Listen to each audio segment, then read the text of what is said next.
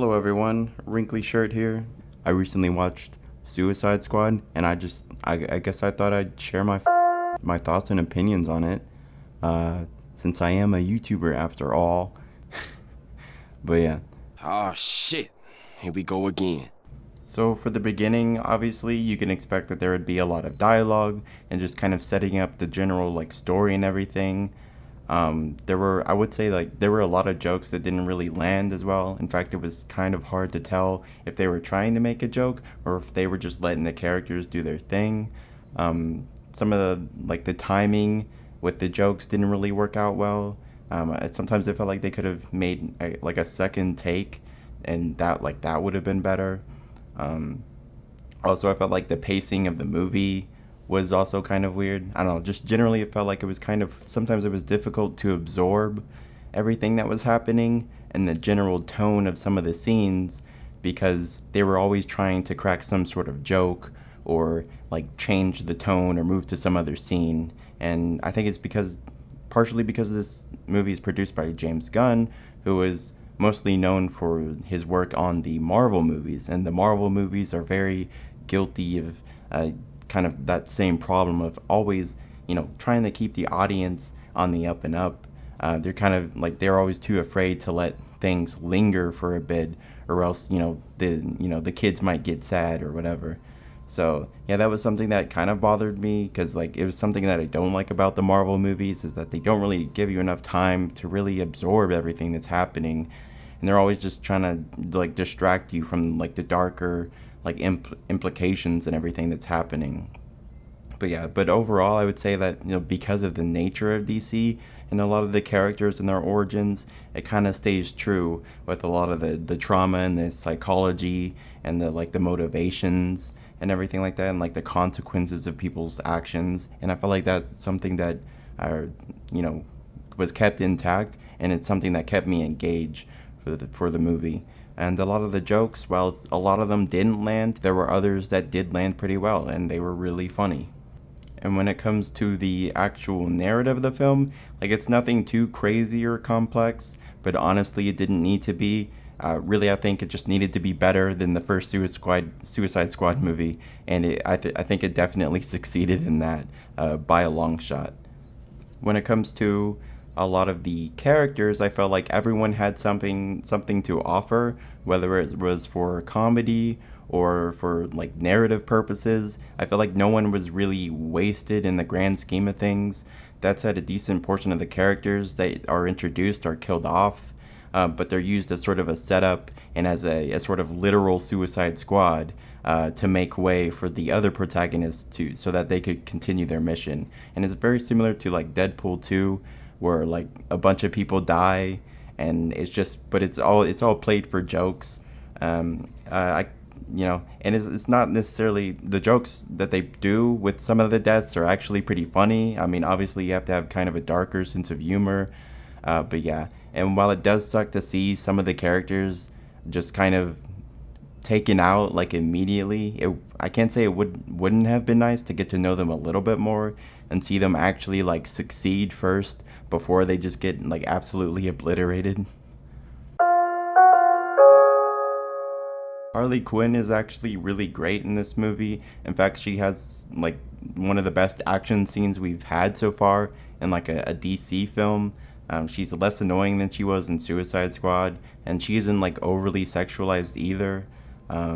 We definitely get to see a bit more of the sort of vulnerable side of Harley, which is nice. And it's sort of fitting with sort of what DC does with the trauma and the psychology and the motivations for each of the characters. The choreography and everything was pretty great. Again, just the action with her. There's one scene with her that's just absolutely amazing. There's this one scene where she ends up dueling M16s, kind of in Thor Ragnarok with the one dude, except and this time it's 10 times better, even though there's a lot of crazy animated flowers and birds and confetti and stuff.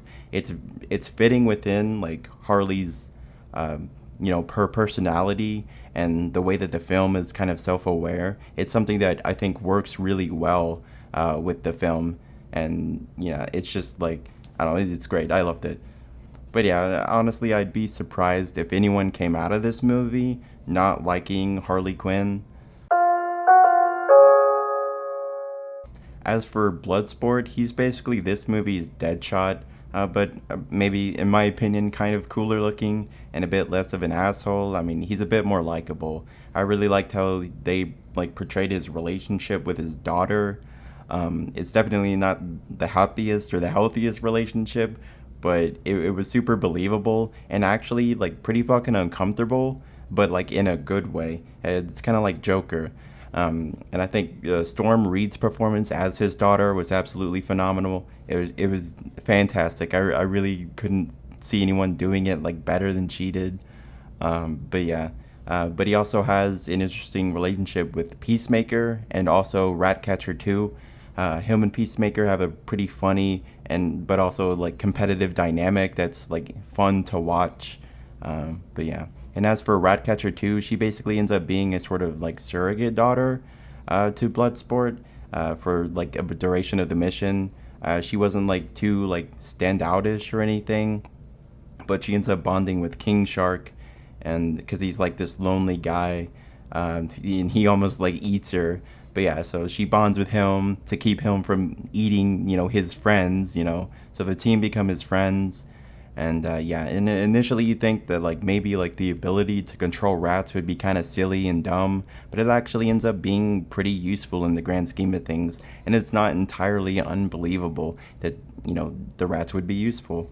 The only thing that I wasn't really a huge fan of with her character, as well as Bloodsports, was how like their backgrounds were just kind of like their backstories and everything were just kind of forced. The movie basically just pauses and lets the characters deliver exposition to the audience, and it just feels like while the movie feels self-aware during that, it also feels very like extremely unnatural, and I feel like it didn't really fit within the film.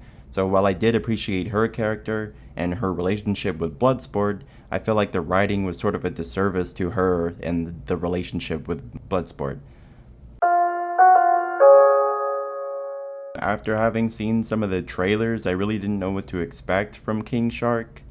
Um, I really had no idea what he would be about. I thought he'd just be like this giant sort of like Bane character, like he's big and he's mean and he eats people, and I thought that would kind of be it. But he actually ends up being like a really likable guy, and he's just kind of like this lonely dude. But Ratcatcher bonds with him, and the team become his friends. He's a great character. He's fun to watch. Really, that's all you need. America, fuck yeah! As for Rick Flag's character, he's basically just Rick Flag from the original Suicide Squad movie, except he's handled a little better, just like everyone else. This movie's just better than the last one in general. But yeah, he has an interesting and engaging conflict with Peacemaker as well. And though what happens in the end is kind of unfortunate, it's definitely something that could stick with you and make you kind of think about the greater implications of things. It's basically the level of conflict that you would expect from Avengers Civil War. If it were done right and there were actual consequences and feelings and emotions involved with everything. But yeah, it's kind of what you would expect coming from the circumstances and the differences in their backgrounds and beliefs. Um, so yeah, while he wasn't too like influential in the beginning, he definitely becomes a lot more interesting towards the end with his conflict with Peacemaker. And his name is John C. And as for Peacemaker, he was another great addition to the team. Again, his conflict with Rick Flag was a nice touch. Despite John Cena being like a giant meme pretty much, he was super convincing as the Peacemaker character. And I just don't really have anything bad to say about him. He was just great character overall, fun to watch. He also kind of competes a little bit with Bloodsport, and that's fun. So yeah, really nothing bad to say about him, but just another reason to see this film, I guess. And as for the last, I guess, like main protagonist, we have Polkadot Man, and I guess he's just another character that seemed really silly and outlandish, and just like too crazy to put like on a film. but honestly, he was super great. I was like, even when I saw the trailer, I was excited to see like what would happen to him in the film. A lot of people were betting that he would be like one of the first people to die, but I wasn't really sure.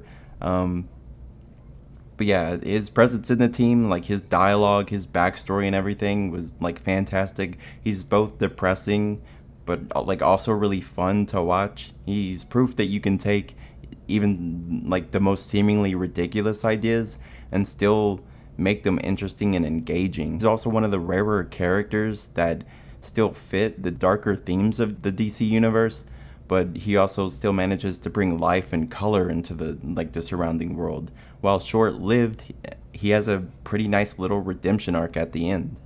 I'm a motherfucking star boy. Then we have the big bad of the movie, Starro. Was interesting to say the least. I didn't know anything about him until this movie, and while for some portion he basically is just a giant like Godzilla like character, like a kaiju. He just kind of rampages the city and fucks shit up.